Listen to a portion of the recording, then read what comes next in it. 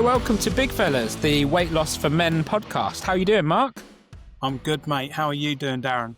Yeah, I'm really good, thank you. I'm excited tonight. We've got Becky Belzano on the podcast today, and she's a nutritionist, Mark. That is something that we definitely should have done in our first year of having Big Fellas podcast. What do you reckon? That's a good point. Yeah, we've been going over a year. We've not had a nutritionist on. But not only is Becky a talented nutritionist, but she also is my coach at Cambridge Man v Fat. Wow. That's probably a good point to bring this on, Mark. We have a podcast sponsor, and who are they? Interestingly enough, that is also Man v Fat. So, yes, as we say on our show, if you would like to get involved with Man v Fat, where you can play football, lose weight, make new friends, and it's a great initiative to be part of. Ours is on a Monday night, and let's be honest, there's nothing better to do on a Monday night. But if you want to be part of it, there's leagues all across the country. And if you sign up to Man v Fat Football, you have the opportunity to enter Big Fellas in the voucher code, and you'll get your sign-up fee for just £1. £1. Yeah, not a lot, mate. Not a lot. Let's not go into what you can buy with £1 like we sometimes do on the episode. Let's introduce our guest. So, Becky, how are you doing, Becky? I'm very well, thank you. Lovely to be here, and hello both. And I saw Mark yesterday at football. I did. Brilliant. And how much did I lose? Can you remember? Am I allowed to say? Please do. 3.4 kilos. You remembered. Well done. What's that Gram. remember? Is that grams? Biggest loser of the week, mate. Biggest Come on. loser of the week, absolutely. He's got himself on the tote Canva. Yeah. On the That's it. tote Well camera. I like Yeah. that. Biggest loser of the week, Mark, in probably in more ways than one, let's be honest. But no, in all seriousness, well done, mate. That's good. But what did you do then, Mark? What was the difference this week to other weeks? I've been bang on it. Well, we've had a 2-week gap, so that's helped as well. So we had so it was the end of the season. It's the start of a brand new season this week. So yeah, having 2 weeks certainly helped. And for the past 2 weeks, I have just been bang on it. I think we got together just over a week ago and had a couple of beers, but other than that, I've not had anything to drink. Becky has got us all set some challenges for the season, which is an easy challenge, and mid-challenging, and a tough challenge. My easy challenge was no midweek beers. Touch wood, I've done that. Well, I've only had beers like 10 days ago on a Friday. I've been good. Massively up my water intake. That's helped, and I'm lowering my carbs. Brilliant. Yeah, No wine.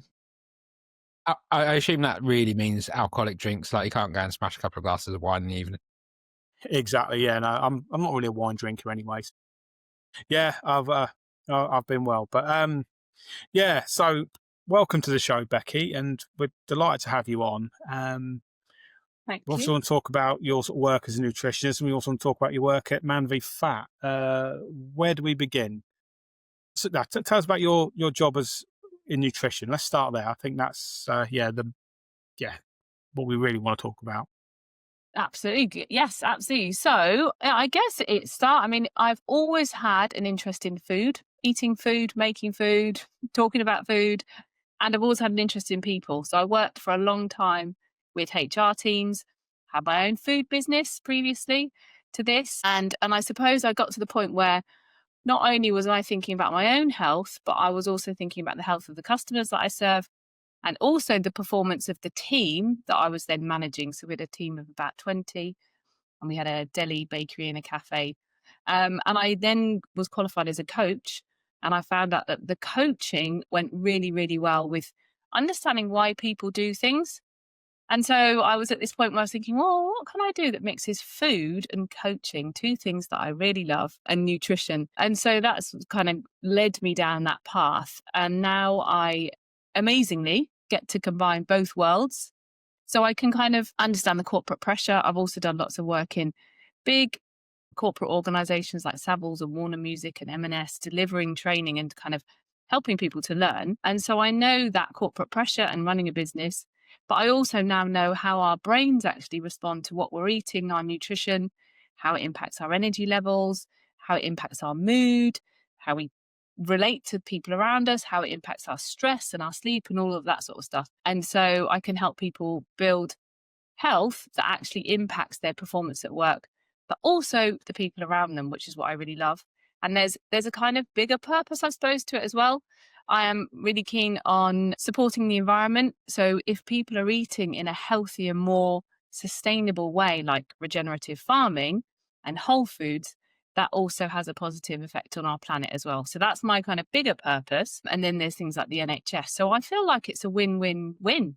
It's a win for the person, it's a win for the people around them, it's a win for the organizations that they work in or with, and it is a win for the happier, healthier planet as well. So that's how I kind of got into it. And that is really intrinsically what keeps me motivated and, loving what I do and engaged in what I do every day. Yeah. So that is Awesome. potted Awesome. history. So let's take it. So you say you work with, say, busy guys in the corporate world. So they've got a high pressure, high stress job. Yeah. And as a result, probably not getting the exercise and diet's not great. Yeah. What would be sort of like page one of your sort of work with somebody like that? Yeah. So I think, like any sort of, we're looking at where you are now and where you want to get to. So I suppose we start with where you are now, and then we kind of move to where you want to get to. You really need to understand somebody's kind of lifestyle, what they're struggling with, what their goals are, so that then you can start to do that gap analysis, which is what the sort of where the coaching really shines. Really, people, men, women, will have really different goals. So I kind of really like to dig into, well, what is the thing that is challenging for them? You mentioned alcohol, Mark. So maybe that is where you and I might start working. We might say, okay, let's have a look at that. But for some other people, and it seems to be, men do seem to have a bit of a tendency of, and I know that lots of women will say they do exactly the same, but men have a tendency of kind of focusing on all of the other things around them, work, family, etc., and not themselves, and being really, really busy. And I've worked certainly with guys, senior level guys, who will say, making sure I'm looking after my team at work, and then when I get home, I'm looking after my family, then I'm looking after the dog, and he's kind of right down at the bottom. So I think it's sort of starting with what your goals are. Do you want to lose weight or increase your energy? Is there something wrong with digestion? Is it your insulin levels? Is it pre-diabetes? Is it a diagnosis you've just had? Is it you want to protect, you want to actually gain weight, you want to put on muscle? And then seeing, okay, what are the challenges that you have? Is it alcohol? Is it exercise? Is it gaps in your knowledge about nutrition? I've had people say to me, is fish a protein? And so, I'm really working with that person to help them understand what a protein is and why it's important. With other people, it'll be really helping them to understand how are they going to make the time to actually make themselves a lunch, and not just grab a Greg's at the service station. Yeah, so it's really individualized, and that is part of my approach. Is it's really key that it is individualized to that person. So I guess there's no one starting point apart from where are we now and where do you want to get to, and those are Yeah. the two things we look at. Yeah. And I think for me, my struggle has always been consistency, and I can go into it and with the best of intentions, and it's like, right, I'm on it and I can do it for a week, maybe 3 weeks, but then something happens and then I just lose that sort of rhythm. And what do you find? Do you find people sort of struggle with that kind of thing? Absolutely. Yeah, absolutely. I hear this all the time, and I do see it probably more in men. There is this all or nothing. You're either really on it or you're really off. You've jumped off, fallen off, got off the wagon, let's say. Yeah. And every time that happens, I see then the motivation takes a bit of a hit, self-belief erodes a little bit, but it's not a willpower issue. It's more of a systems issue. So it's more about, it's not that you don't have enough motivation or enough willpower. You just haven't found the system that is going to be there and is going to kind of hold up when the whatever hits the fan. Life happens, and again I see it, oh, I've been on a holiday, or this has happened, or that's happened, or something else has happened, work's really busy. So it has to be a system that is going to sustain that. We all have sort of busy periods, and so also if you're working with your hormones as well and you understand that biology, again it's that system. And so it's not that it's a knowledge problem or a kind of lack of willpower or a lack of being consistent. It's a kind of systems or your strategy for life as it is now. It might have worked, when you're at uni. It's okay to eat a pot noodle and you can just carry on through. As we age and our style is different, we need our systems to adjust accordingly. Yeah. So instead of chasing motivation, I make things easy and simple and sustainable for people's lives. And how do you do that exactly then? So like Mark's saying, it's really hard and 3 weeks in, I think when you're changing a lot in a short space of time, that can be hard to maintain. And then I often think to myself, I often try and eat healthy, but I just can't help but my downfall is sort of biscuits and chocolate. So I think sugar is my issue. How do you really break that habit? What's the best way to get out of those? Yeah, sugar is a really key one. We hear it a lot. And cravings, it might not just be for sugar, it might be salty things as well, or it might be a drink. And it definitely hits people. And you hear it all the time.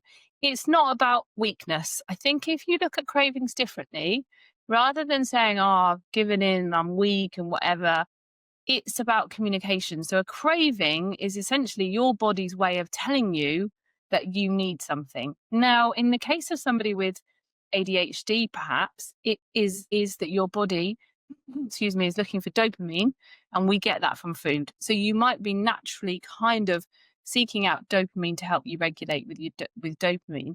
Similarly, if we've got high circulating cortisol, if we're stressed and we've got a lot of adrenaline, we will seek out things like food to kind of comfort us. They are, it's a typical sort of comfort thing. If we're tired, we will go for high energy foods.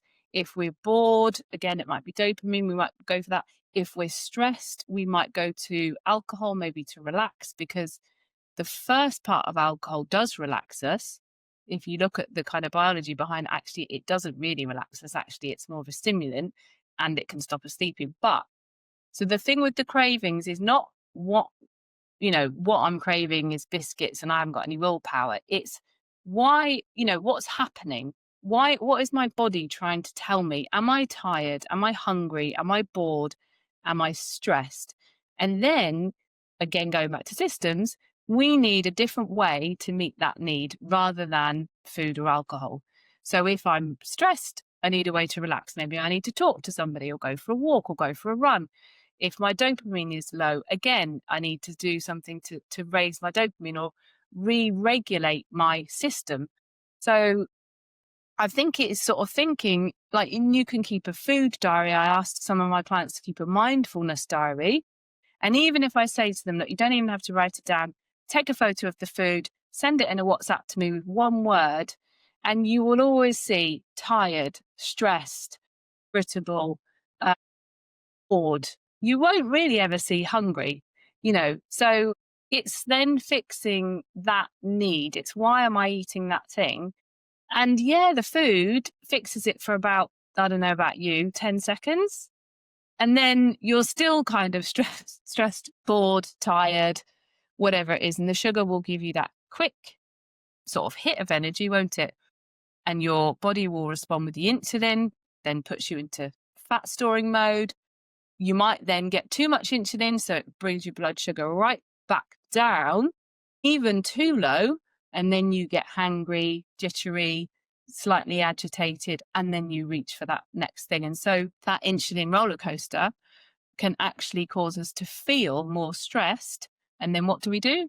Go for more of those comforting type foods. It can also dysregulate you at nighttime as well, because your body releases cortisol because it thinks your blood sugar is too low. So it releases cortisol to jolt you and wake you up so you go and get more food. So yeah, so the cravings, I hope I've answered your question, Darren, but it isn't really sort of, you want to say, well, why am I craving that? What am I actually feeling?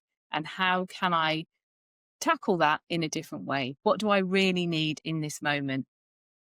It's probably not food as such. There is some more science on things like our gut microbiome, that different gut bacteria will signal through our vagus nerve that we need the type of food that it that bacteria eats. So the typical one is sugar.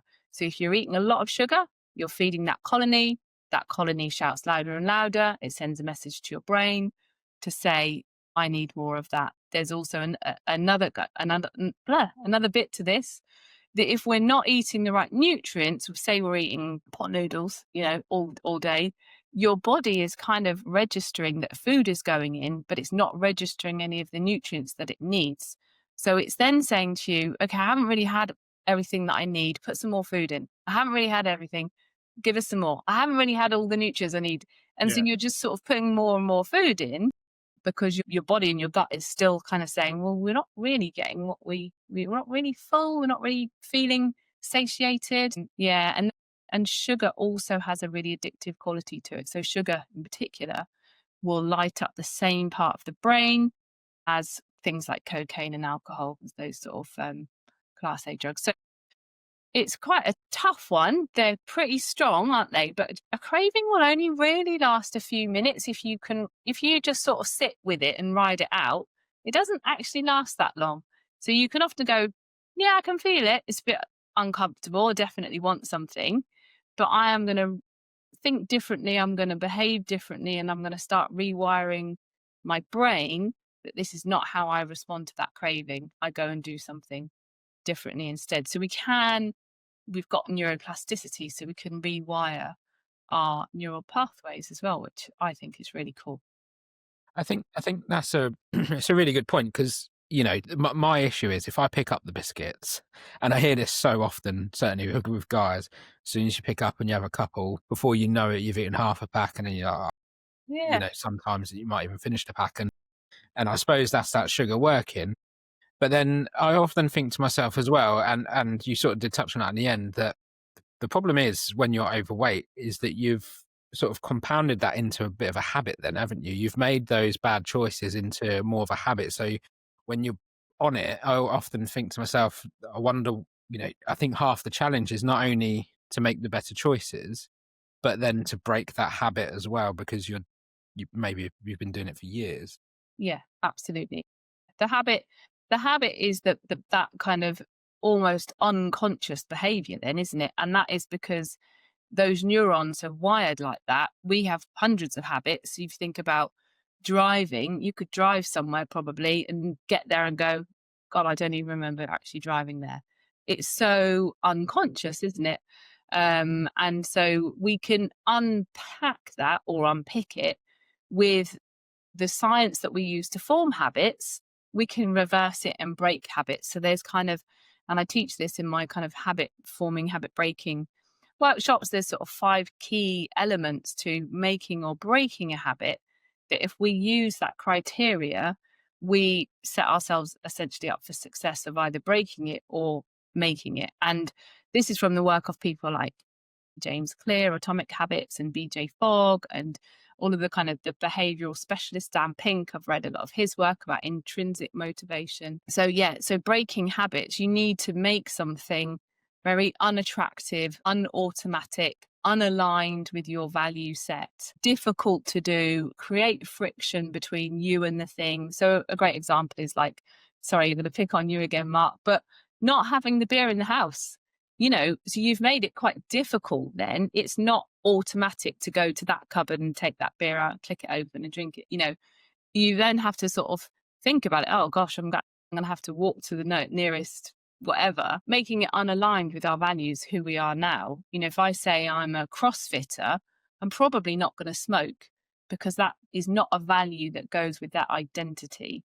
So there's all this unpacking. And again, we do this in the coaching conversations. And when I have more time with people, I really kind of dig into, well, what are your values and how does that behavior fit with that value or not fit with that value?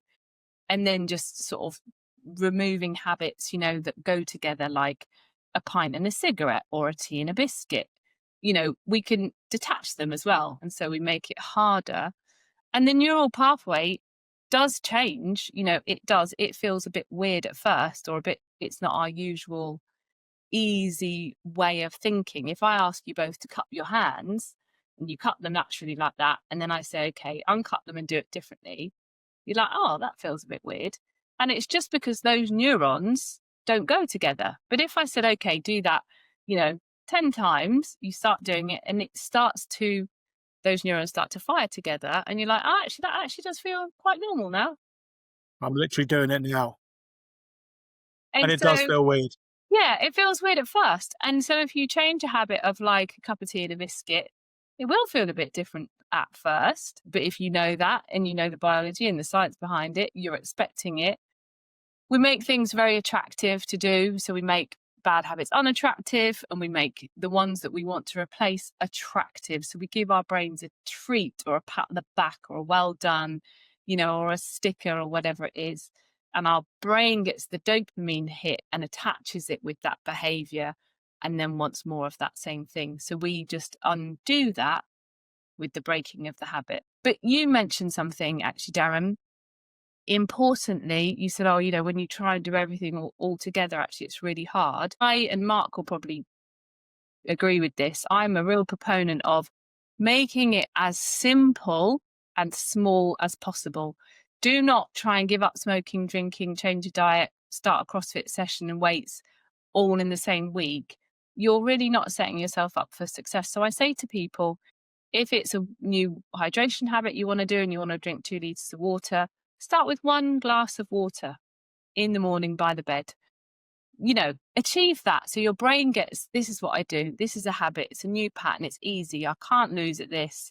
I'm doing it. And then you build on that. And it does take time, but it is much more sustainable. And that's where you see those kind of, rather than that all and nothing, you see those tiny incremental changes that build up to make real sustainable behavior change that then becomes part of your identity. And then you are just that person that goes to the gym and eats well. Because we know those people, right? There are those people. Yeah. Yeah. No, absolutely. Yeah. No, I like that. Yeah. And I guess that's what it is. And as we're recording this, it's England are playing this evening. And historically, that was a reason to go and get 6 cans of beer just to sit and watch the game. But I'm not. I've got a flashy new coffee machine. And yes, I've got some decaf coffee pods, so I'm having decaf coffee this evening while I sit and watch the game tonight. So yeah, it can be done, and yeah, Absolutely. Yeah, or no alcohol. I do say, if some people want to still drink alcohol, have 1 non-alcoholic and 1 alcoholic. Make it so it's going to fit you, so that you're going to achieve a success in it. That it is something that you'd be happy to do. So if you're happy to drink coffee, great. But for some people, they're like, I still want that beer. Well, maybe have 1 beer and 1 non-alcoholic beer and sort of switch in between. Yeah. And we spoke a lot on there about non-alcoholic beers, haven't we, Darren? We have, mate. And you very kindly bought me some non-alcoholic Guinness, didn't you, Mark? I did, yeah. And I've been drinking them over the last since you come over. I don't drink very often, as you know, but I've had them occasionally, and you wouldn't know the difference. But apart from the fact you don't get hungover. Yeah, exactly. A lot less calories as well. Yeah. Yeah, it's interesting, Becky, because one of the things I wanted to touch on is something you said, and this is always, I think you might have, you've kind of answered this already, to be honest, but one of the things that really frustrates me with my own eating habits is I will often go for processed food. Probably, like you said, I think if I was to send you a photo every time I did and told you why, it probably would come down to laziness.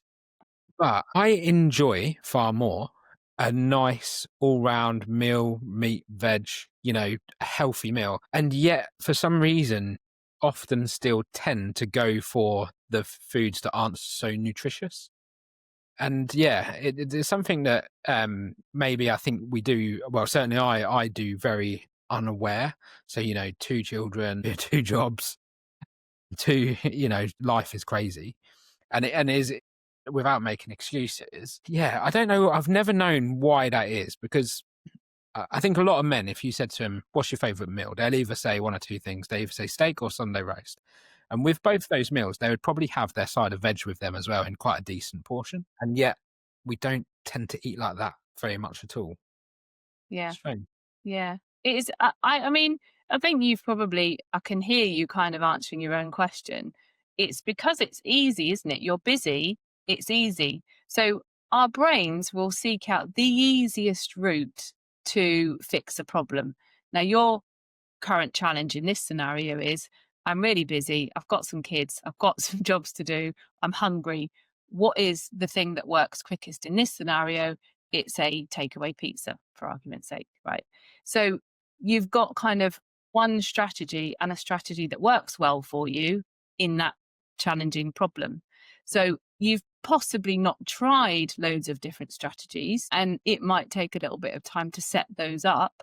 But I can probably say there's many meals that are just as quick as that processed one that you could pull together. You wouldn't be winning any, cooking awards for it, but it would be, a nutritious meal that you could get out of a cupboard, tins, fridge, freezer, and just chuck on a plate. The other point is the ultra processed food, the additives, the emulsifiers, that kind of things. Food companies are, billion-dollar industries. They have a lot of money. They have created these foods to be this kind of very accessible, very appealing to our brain, attractive food. There's that thing called the bliss point, which you're probably really aware of. It's that exact right proportion of fat, salt, sugar that makes that food highly addictive, highly palatable, very easy to eat. You end up eating a lot more calories. And again, your gut microbiome will probably be kind of signaling to your brain to seek out that food. But you're absolutely right. When you eat a nutritious plate of food, you are far more kind of satisfied after it, but it does take longer. It takes more planning. It's probably more expensive. Definitely takes more time. And so if you're short on those three resources, then of course you're going to go for the easy win. But you can absolutely get food that is healthy, that doesn't cost so much, that's quick and easy to make. There's lots of people that are doing, 10-minute meals. Like Jamie Oliver's a great one, doesn't have to be expensive and can be just as delicious. I always say to people, cook once, eat twice. Mark's probably heard me saying that as well. There is absolutely going to be times where you don't have time to make a meal. But if you've cooked once the night before, I always make an extra portion. It either goes in a Tupperware in the fridge or the freezer. It's ready for the next day. It doesn't always work with everything, or I will make double lunch, and then that's like another lunch or double breakfast or whatever it is. I would never cook. Even, my family are like, why are you cooking so much food, mummy? And I don't want to cook, 3 times a day. So I've always got these things on standby, or I'm assembling something really, really quickly. But yeah, cook once, eat twice is a really good thing to go by. And find things that you're happy just to put, out of a tin, out of a bag, out of a box, and just assemble them on your plate. Yeah. Would that work for you, Darren? I'll put you on the spot a bit here. So, but before I do, one of my friends once said something to me that took me by surprise when he said it, and I was having a moan. I'm too busy. I haven't got time. And he just looked at me and he said, Darren, and he said, excuse my language. He said, just fucking do better. Stop making fucking excuses and do better. And as a man, it really hit me yeah, he's right. Stop making excuses. And it was that, I don't know, it was just do better. And it did work. It was quite good. And I often try and think that's myself now when I'm about to make a bad decision. But I was going to put you on the spot because I was going to say, right, so you've had a busy day. And you said, I could give you some other meals. What sort of meals do you advise clients in that sort of thing then? What's a really quick, relatively nutritious meal that you can cook in 10 minutes then?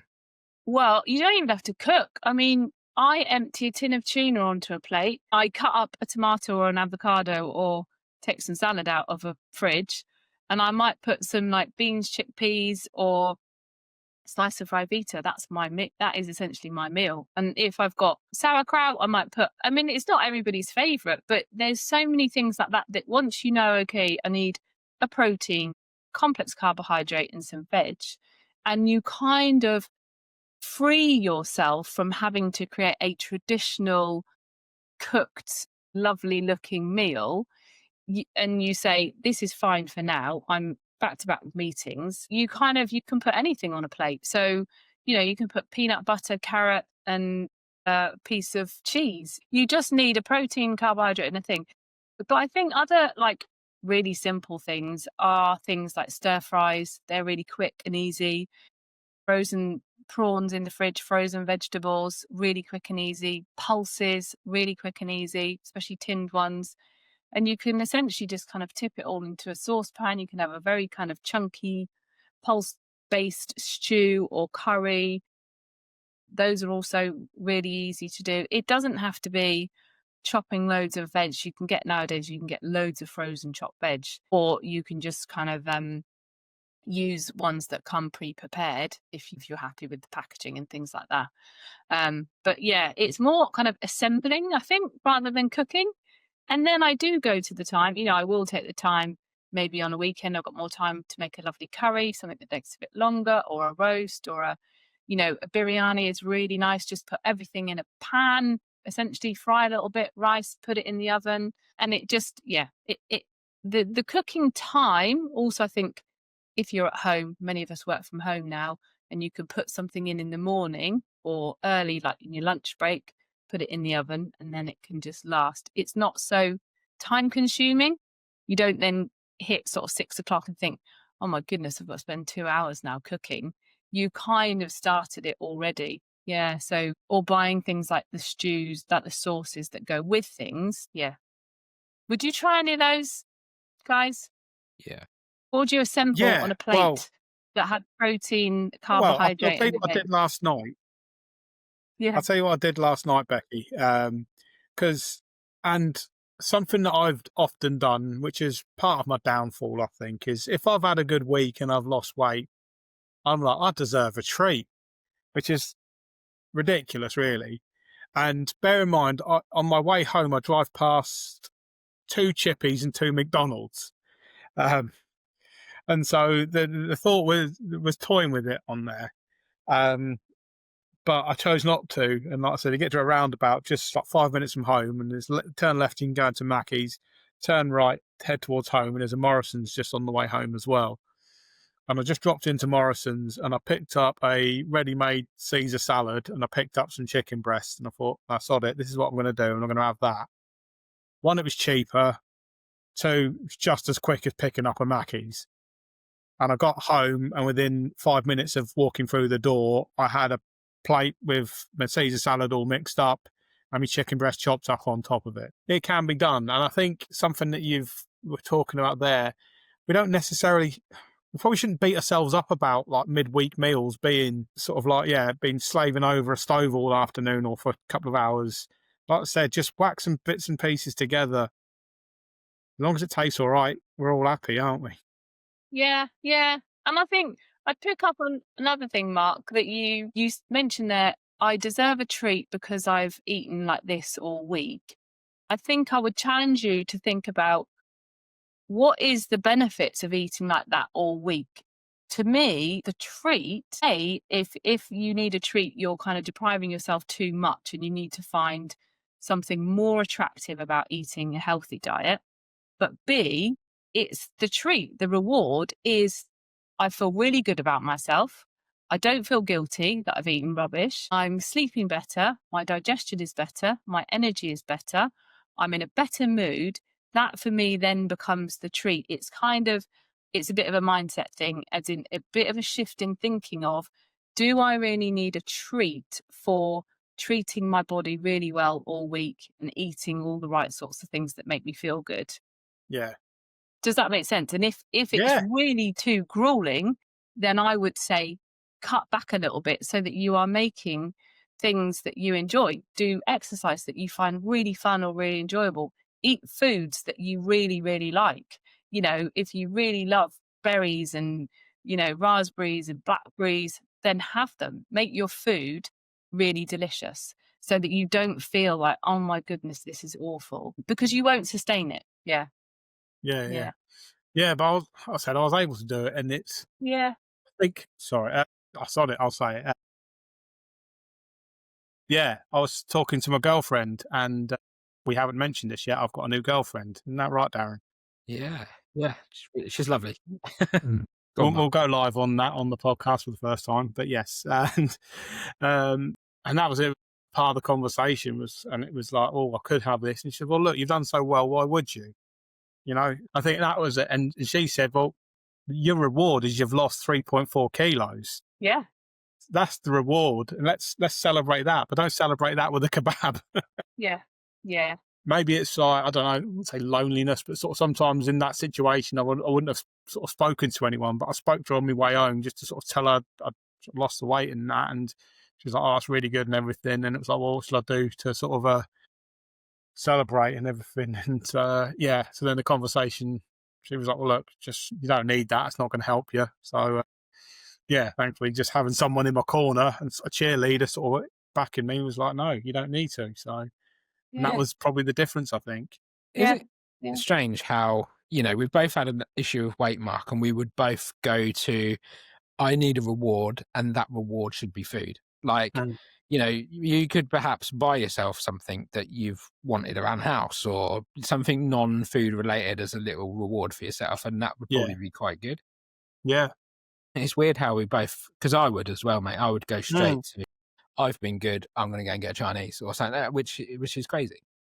But also on the flip of that, if you've had a shit day, you need a cheering up, so you'd go to food, wouldn't you?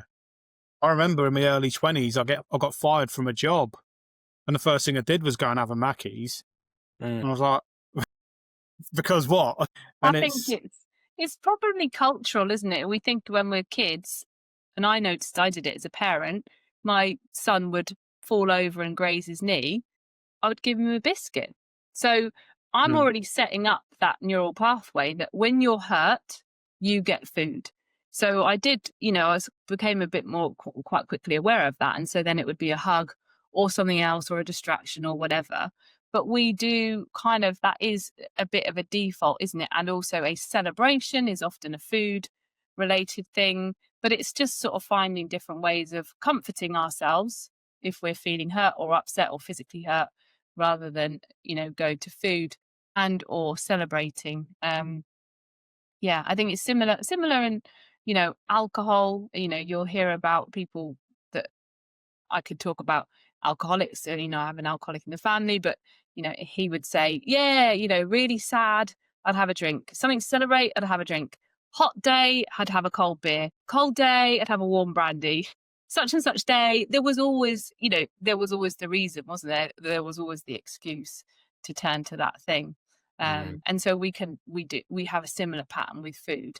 So it just takes a bit of time finding something different. But you've just cited a great thing. You celebrated with your new girlfriend. So yeah, brilliant. Absolutely.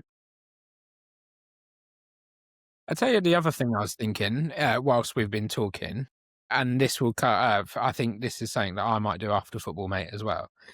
Is you know, when you play football, when you do sports, when you do gym and stuff like that, because you're right, so many of us nowadays, Becky, do work from home. You know, not everyone, but a lot of us do.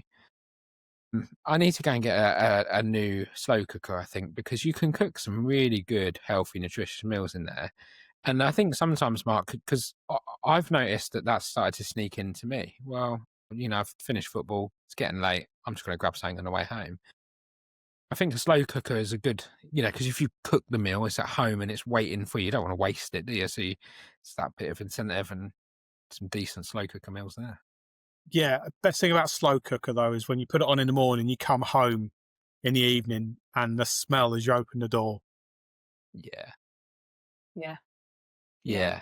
Perfect for the cold days as well, isn't it? Have something already prepared, warm. I mean, I do even some days, if I'm cooking one meal, I start cooking next day's meal as well. So I know I've kind of got a start on it, and it does help you to not go for that kind of easy process thing, because you know that you've got something that you really like, and you get a bit of a bank of recipes, don't you, that you can kind of go to. Yeah, or you've got leftovers in the fridge or something like that.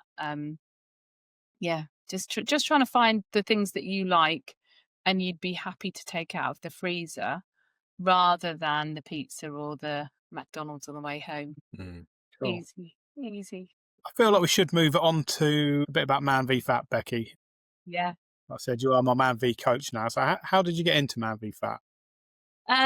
Well, I saw the job and thought, absolutely.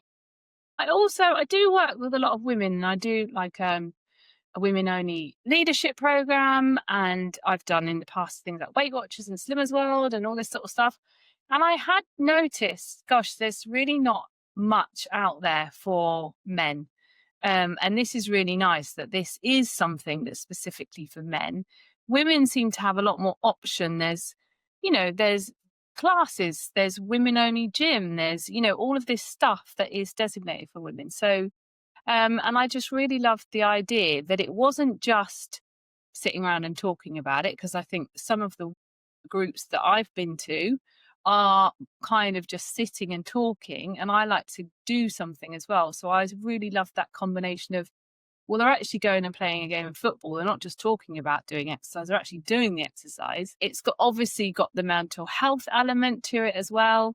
There's the football coach, so it is proper football, and then you get the health and nutrition coaching as well. So I will admit, Mark probably knows this, I don't know a lot about football, but luckily we have an assistant coach, and a lot of the guys do know about football, and we have also a proper ref as well. So I don't need to know too much about the football side of things, which is good. Yeah. And I've really noticed how it's just such a sense of belonging. It's not just about kicking a ball. I would have said to you previously, and my partner will pull me up on this massively, football's just like guys running around after a ball.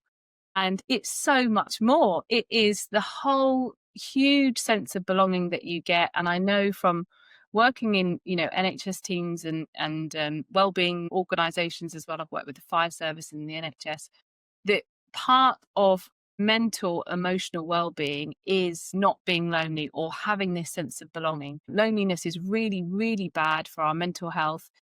Obviously, that impacts our physical health as well. And with something like football, there is a huge sense of belonging, not just to, say, Man v Fat or the team that you're in Man v Fat, but you hear it in the wider conversations as well about which team do you support. And so you have that whole sense of community. There's another focus as well. You're not put in a room and have to just face each other and talk about something.